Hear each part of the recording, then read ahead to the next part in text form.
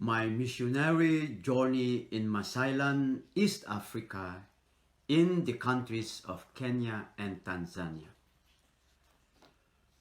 I arrived in Nairobi on the 9th of December 1994 via Bombay, India.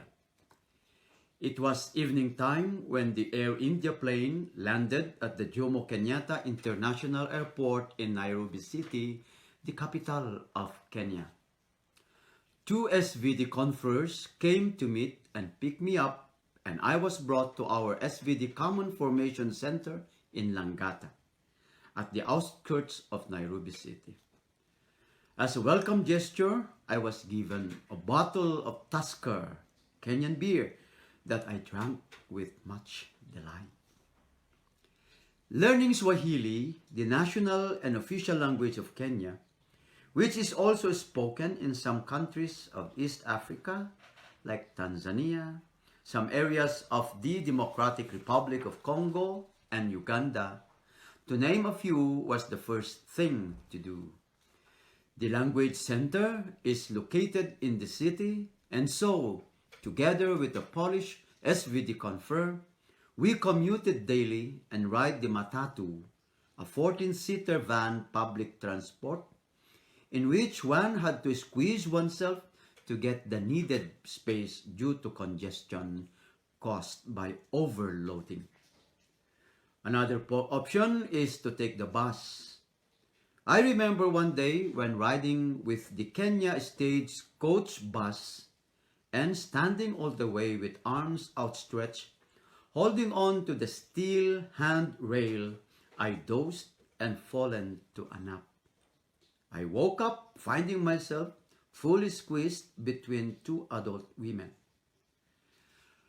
3 months of intensive Swahili language studies and learning was over, and the final test of it was to assist in the Holy Week liturgical celebrations in a remote place called Boratana in the Diocese of Garissa in the northeastern part of Kenya, close to the Somalia border. The place was a high risk in terms of security due to the presence of bandits. Public transports go together in a convoy escorted by police vehicles. The week-long stay in the village of Boratana in a purely Swahili environment contributed much to my ability and proficiency in Swahili. I spent more time to be with the children in the village, talking and conversing with them in Swahili, without much fear and apprehension of committing mistakes and be teased and laughed upon. The nice thing was that they were honest and happy and in correcting me. While waiting for my parish or mission appointment, I was asked to stay at Langas SVD community temporarily. My stay in Langas SVD community in the Diocese of Eldoret in Western Kenya was shortened due to the need of going to Lenkisem Mission in the Amboseli National Park area at the vicinity of Kilimanjaro Mountain. It is a Maasai place and mission administered by the Guadalupe Fathers from Mexico. A language course and introduction to Maasai language and culture was organized, and together with another SVD confrere, we joined the group of eager learners who are from other missionary congregations. A baby boy was born in a nearby Maasai homestead called Engkang, and so we were invited to the big celebration of welcoming the baby boy. We were ushered inside the Maasai hut called Enkaji, plastered with a mix of clay and cow's dung, and met with blinding darkness as the hut has no windows except the small holes opening from the side of the hut. It was total darkness for me at first, as I could hardly see any object or person inside the hut, and added to the inconvenience was the pungent smoke coming from the hearth in the middle of the hut. I was handed a three-legged stool to sit and made myself comfortable.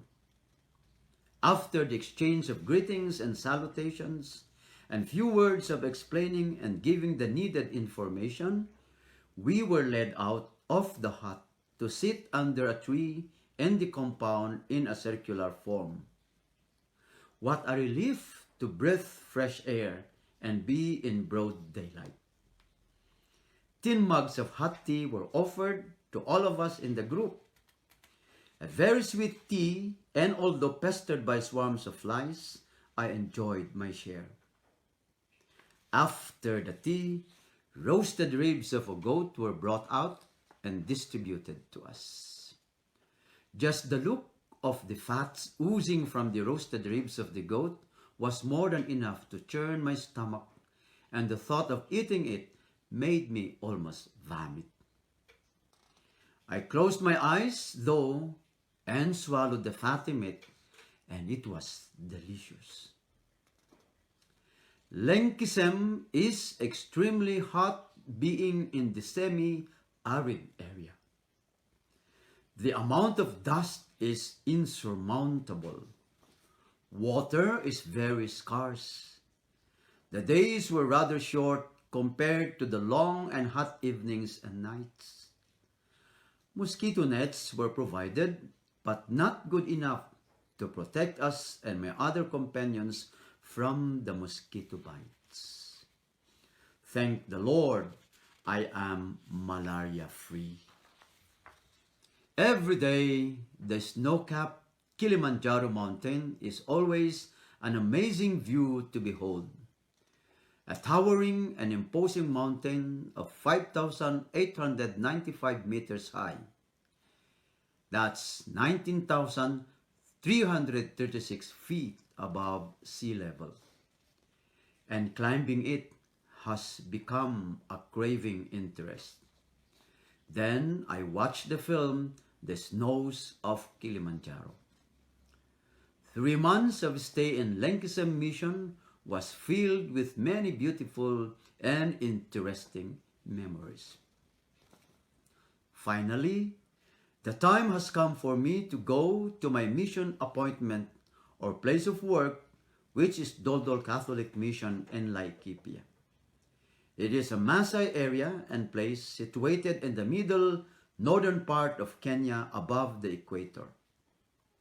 It was in the month of October 1995 that I finally landed at my new place, which was my home for some years. Meeting the Maasai chief in the area was my desire and priority, and with the best of luck, I met him in one Maasai circumcision ceremony that I attended, and although still struggling so much with Ma, the language of the Maasai, I was able to get the needed welcome and blessing of the chief. On that meeting and encounter, he asked me whether I can build a school, a boarding hostel, or a school dormitory, a dispensary or health clinic, and if I can provide food to his people. I was shocked and felt scared, but able to hold my ground, and honestly answered back, telling him that it could be and would be possible with his leadership support, together with the support of the local Maasai community. I said in Swahili, "Pamoja tunaweza," meaning, together we can. He gazed at me straight to my eyes and over from head to foot and upward. He extended his hand for a handshake and embrace. I was welcome to Maasai land. Take off your sandals, for the place where you are standing is holy ground. From the book of Exodus, chapter 3, verse 5. A biblical passage inviting me and encouraging me to give due respect and hold with proper decorum and esteem the indigenous beliefs and cultural practices and lifestyles of the local people. It was my lamppost and my guiding light and spirit while living in Masailan with the indigenous people.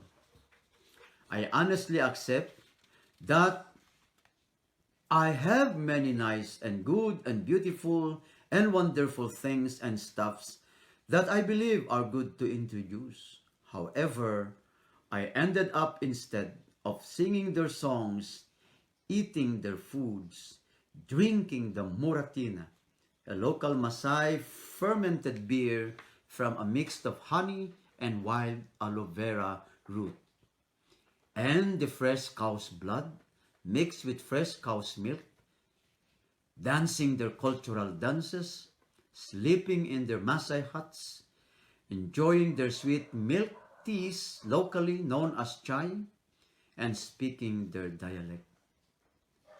There were trying moments and instances of wanting to do things in urgency, but instead, I ended up becoming more patient and understanding. Doldol Catholic Mission has 23 mission outstations, scattered far and wide in the huge and vast land area of Laikipia. It has 3 big school boarding hostels, and most of the mission outstations have their wooden chapels. Regular visits to the mission outstations for catechisms and Holy Mass celebrations and meetings with the local people were faithfully followed.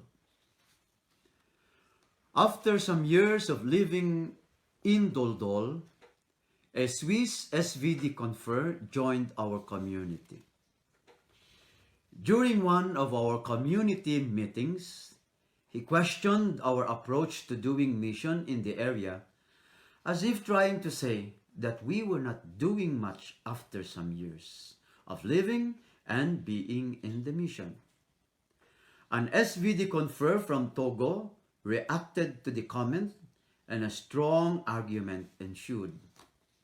I commented by sharing this African proverb by Ratan Tata, as I quote, "If you want to walk fast, walk alone. If you want to walk far, walk together." It simply tells about the value of community and relationships. It is all about community building. Sometimes it seems like working with others slows you down, and it does to an extent, in that you have to go at everyone else's pace and work out disagreements and take everyone else's needs into consideration. Being on your own is often simpler and faster. You only need to concern yourself with you. However, a group brings resilience. While trying on yourself might seem to work better in the short term, it is the community you build with others that will help you keep going and allow you to overcome the obstacles you cannot face on your own. It will be slower, but it's what will get you far in the end. From 1995 to 2002, I lived and stayed in Doldol Catholic Mission. It is our community agreement and rule of the day that if a conferor goes to the mission outstations and has not arrived back at the mission house before 6 o'clock in the evening, we go out and look for the conferor. We do not have mobile phones then. It happened that one very late Sunday afternoon, and coming from the mission outstations masses, I found the mission house empty, as my Swiss SVD confer has not arrived yet. And so, as was our community agreement, I took the vehicle and together with our home guard, left the house to look for the confer, following the road going to the place where he went for that Sunday outstations masses. It was already in the early hour of the evening and the road was very bad. The vehicle was a Toyota Land Cruiser pickup, and so we managed to pass and go through, and after some hours of driving, we found the confer already settled at a farmer's house as his vehicle had a mechanical breakdown. He was fortunate enough to get the needed assistance from the farmer. On returning back to the mission house, we took another route. The formation of basic ecclesial communities, locally known as Jumuiya in Dogondogo, was our main program and activities in the mission. Weekdays were spent in the villages for the needed catechisms of the adults and the children. It was during these catechism times that I also took the hut or engkang visitations, as there are those who simply decided to remain in their huts. I always bring with me small packs of sugar of 1 kilo each, and tea bags and tobacco for the elderly people, and candies for the small children. One afternoon during the hut visitation, and as the usual thing to do of asking permission first before entering the hut, by making your presence felt and heard through either by sneezing or calling them, I decided to sneeze loudly. After some sneezing attempts, I heard the commotion from inside the hut, and then an elderly voice said in the Ma language, "Eti oltungani leengkai te atua ang," meaning, there is a man of God outside the hut. I was the only one outside the hut. I was ushered inside the hut and we enjoyed sweet tea. Again, as there are so many small children in the villages, I always bring candies with me, which is called peremende in Swahili, whenever I go for visitations. The moment the children see me and the car coming and getting near the huts, the small children run and rush towards Father Eusebio, shouting, "Karibu, Padre Peremende! Welcome, Father Candy!" With so much delight, they got their candies. There were some male babies named Eusebio. They were named after me, and they are my spiritual sons. I tried to discourage the parents, but I failed. Not a surprise then to hear and meet some Maasai warriors and Maasai herders named Eusebio. Due to an emergency and circumstantial need, I was asked by my superior to go over to Simanjiro Emboret Maasai Mission in the Archdiocese of Arusha and in Tanzania to accompany temporarily a young SVD Indian confer in this far-flung and difficult bush mission. The temporary accompaniment and stay was prolonged for some good years. Simanjiro Emboret area is semi-arid and hence it is more of a dry place. However, the Maasai people have started to engage themselves in a seasonal farming like planting of maize and beans. My young SVD Indian confer and myself, both coming from a farming backgrounds way back home, have decided to farm and cultivate some hectares of flat ground to plant maize and beans. We hired and rented a tractor to plow and cultivate the land. Our farming engagement is seasonal and only possible during the rainy period. A risky thing to do, but worth the efforts, and a way and means to augment and supplement our meager budget, and with the good intention of becoming self-sufficient.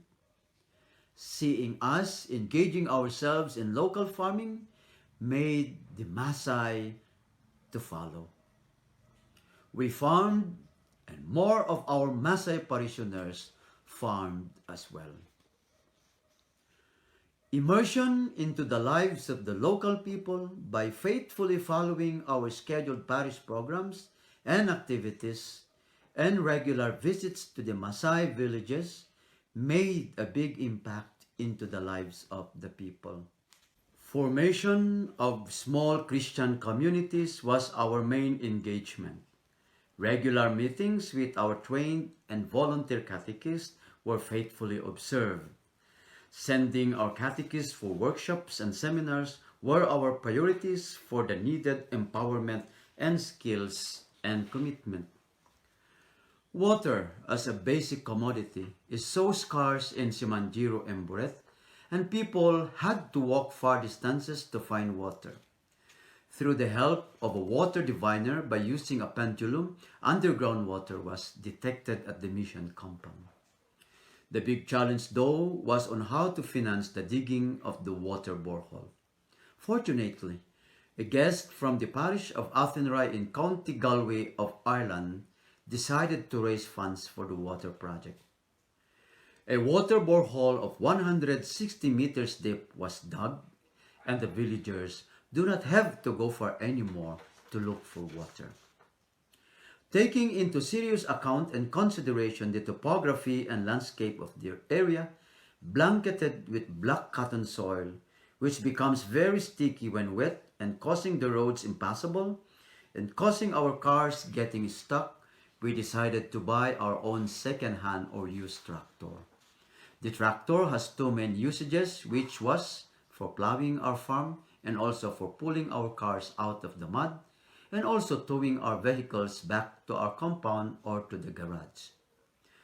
True enough, there were many moments where and when our tractor was of greater use to us and to the people in the area. Our tractor contributed so much to our upkeep as it became an income-generating machine. Simanjiro Emboret Catholic Mission is an old mission started by the Holy Ghost Fathers from America. After some years, the diocesan clergy took over the administration of the mission, and sad to say, they did not really last long, and the place disintegrated and eventually closed. September 8, 2002 was the reopening of the Catholic mission by the coming in of our two SVD confers, and thus the beginning of many hard days of work of all sorts. The mission house, the wooden church, the clinic, practically has deteriorated, decayed, and ruined. What to do? The 7 days of the week, besides the scheduled catechisms and visits to the villages, were spent cleaning the compounds and the needed repairs. People were just looking and watching and sometimes approach us and telling us that we will fail. Through the years of much work and patience, the place became beautiful and the people became more cooperative and supportive. Congratulations, Father. This place has changed. It has become beautiful. It is now a home. It is nice to be here. The physical and external changes and development that have taken place in Simanjiro and Boret brought in attitudinal changes into the lifestyles and behavior of the people. A decaying wooden old church was what we have and been using for the Sunday masses and weekday masses. When I arrived in the village, I noticed that the wooden cross up on the rooftop was tilted and almost falling.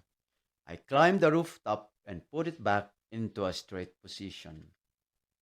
Due to the increasing and bigger number of church attendance on Sundays and other church celebrations, the old church cannot accommodate the big number, and so a decision was reached and agreed upon to build a bigger and concrete parish church. The Maasai people love to dance and sing. The celebrations of initiations like circumcision ceremony and passage to adulthood ceremony, and that of the celebrations of the Holy Mass, whether in an open area or field or in an enclosed area, is full of life and mirth.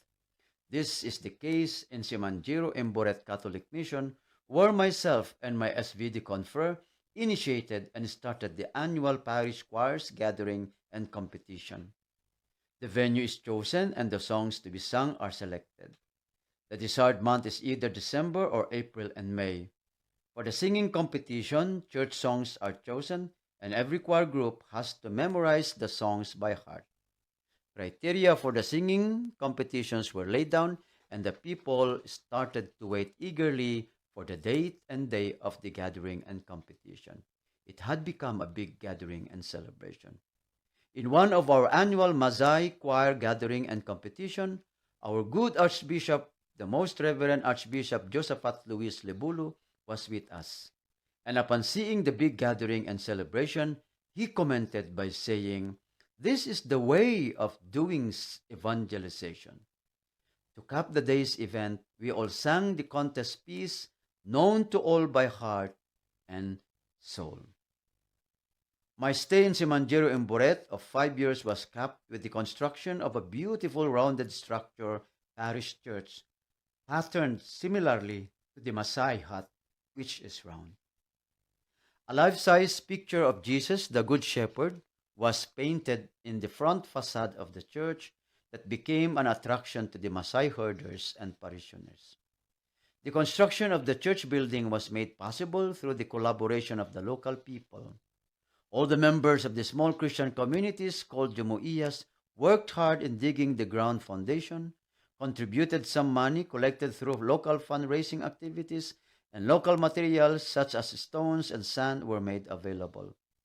The parish of the Athenry in County Galway of Ireland was the main donor, enabling us to materialize and fulfill our dream of putting up our new parish church building. The parish of Athenry in County Galway of Ireland is the sister parish of Simanjiro Emboret Catholic Mission. This parish link that was initiated and started during my term as parish priest of Simanjiro Emboret Catholic Mission is going on, and both parishes are benefiting from it and in many beautiful and productive ways. This ongoing partnership resulted in the construction of a big hospital in which medical doctors and nurses from Galway City Medical Center in Ireland come for their medical clinics and outreach. In 2008, I was elected as Provincial Superior of Kenya Tanzania SVD Province and hence leaving Simanjiro Emboret for Nairobi City in Kenya, where the SVD Provincialate or main house is located. Surely, the task ahead of me is not easy. I got scared, however. The encouraging words of converse and friends became like a musical orchestra, beautiful to listen to, and eventually became the strength I needed to go on, taking and accepting the challenge of leadership. The workshop for new SVD superiors of the society held in Nemi, Italy, from July to August 2008 was beautiful experience, and for me, it is all that I needed for my orientation and preparation of the work ahead.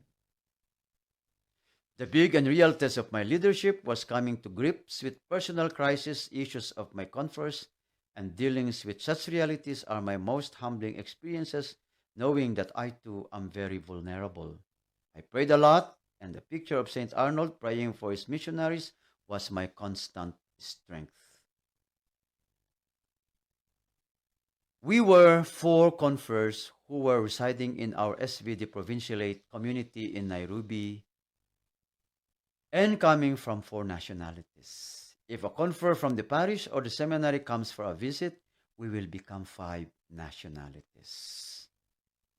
Some friends from Athenry Parish of Ireland came for a visit and stayed with us at the provincialate.